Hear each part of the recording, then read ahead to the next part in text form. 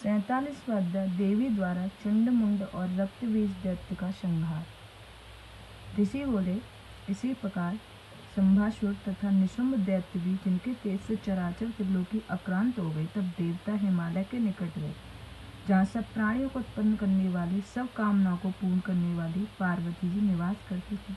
उनके निकट जाकर देवताओं ने प्रणाम किया और कहा, जय दुर्गे, महसासनी, जयात्ममीय, जय प्रिय, त्रिलोक त्राणकारिणे शिवाय ते नमो नमः। नमो मुक्ति प्रदायिने परम्बाये अम्बे नमो नमः। नमः समस्त संसार उत्पत्ति स्थिति कांतकारे कालिका रूपे संपन्ने नमस्तारा ते नमो नमः। चित्रमस्ता सर्वस्वरूपे श्री विद्या नमस्तुते। भुवनेशी नमस्तुभ्यं। नमस्तुते भैरवाकृते। नमस्तुते बगलामुखे धूमावते नमो नमः। नमः स्त्रपुरसुंदरे मातंगे नमो ते नमो नमः। अजिताये नमस्तुभ्यं। विजयाय नमो नमः। जयाय मंगलाय ते विलासन्ये नमो नमः। दुग्ध धीरूपे नमस्तुभ्यं। नमो घोराकृतस्तुभ्यं नमो नमः। नमो पराजिताकारे नित्यकारे नमो नमः। शरणागत पालने रुद्रांडे ते नमो नमः। नमो वेदांते विद्याय नमस्तते परमात्मने अनंत कोटि ब्रह्मांड यकाय नमो नमः। जब इस प्रकार देवताओं ने स्तुति की तो शिवा पार्वती प्रश्न होकर वर देने की उद्गत हो बोली, हे देवताओं, तुम क्यों स्तुति कर रहे हो? यह कहते पार्वती जी के मुख से एक कन्या प्रकट हो गई और पार्वती से बोली, हे माता, इस समय शंभु निशुंभ दैत्य बड़े ही प्रबल हो सबको पीड़ित करते हैं, जिसके आक्रांत हो समस्त स्वर्गवासी देवता मेरी स्तुति करने आए। फिर देवी ने कहा, हे देवताओं को देखो कि देवी के शरीर से निकली हुई वह शक्ति शुंभ निशुंभ का नाश करने पर उद्गत है, जिसका नाम कौशिकी है। वह उग्र तारका है, वही महोग्र तारका भी है, और पृथ्वी पर उसी मातांगुल भी कहा गया है। तो उस सब देवताओं को अभय करते हुए कहा कि मैं स्वतंत्र हूँ, मैं किसी के आश्रय से ही तुम्हारा कार्य पूर्ण करूंगी। ऐसा वह कहे वह देवी तत्क्षण अंतर्ध्यान हो गई। चंडमुंड के जो शुंभ निशुंभ के सेवक थे, उन्होंने देवी को देख लिया। देवी को देखते हुए मूर्छित हो पृथ्वी पर गिर पड़े और जाकर उनसे अनुपम सौंदर्य को देखकर सब वृतांत अपने राजा से कह सुनाए, और यह भी कहा, तीनों लोकों में उसके समान न कोई आसुरी है, ना कोई नाग कन्या है, ना ही कोई गंधर्वी है, और ना दानवी है।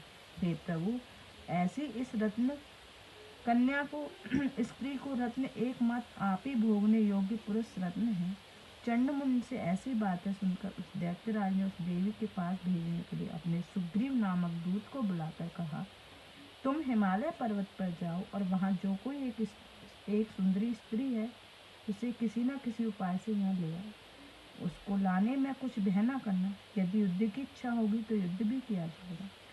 जब दैत्यराज की ऐसी आज्ञा, वह धूम्रलोचन नाम का दैत्य हिमालय पर जाकर पार्वती की अंश से उत्पन्न हुई त्रिलोक स्वामिनी से बोला, हे निताम्बनी, तुम मेरे स्वामी के पास चलो, अन्यथा मैं अपने 60,000 दैत्यों द्वारा तुम्हें नष्ट कर दूंगा।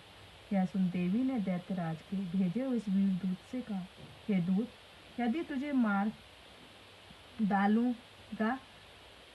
तुम मुझे मार डालेगा तो मैं क्या करूंगी, इसलिए संग्राम के बिना वहां नहीं जा सकती। ऐसा सुन वह धूम्रलोचन उनके ऊपर दौड़ा, जिसे महेश्वरी ने अपने एक ही ओंकार से भस्म कर दिया। उसी दिन वह देवी संसार में धूमावती नाम से विख्यात। इसके पश्चात देवी के सिंह ने धूम्राक्ष दैत्य के साथ सैनिकों को एक गढ़ों को भक्षण कर लिया और शेष भाग गए। जब वहाँ साथियों सहित उस संहार के बाद शंभु दैत्य को ज्ञात हुई तो अत्यंत क्रुद्ध से मिसमिसाता हुआ दोनों होठों को काटता हुआ क्रमशः चंडमुंड और रक्तबीज नामक दैत्य को वहाँ भेजता है। वह देवी स्थित थी तो अणिमादिक सिद्धियों की रक्षित से अपने तेज से सब दिशाओं को प्रशासित करने लगी। उपशी वाहिनी भगवती के पास जाकर उस दैत्यों ने कहा, हे देवी, अब तू अति शीघ्र ही शुम्भ निशुम्भ दैत्यों के चरणों में जा, नहीं तो हम तेरे गणों और वाहनों को सहित तुझे शीघ्र ही मार डालेंगे।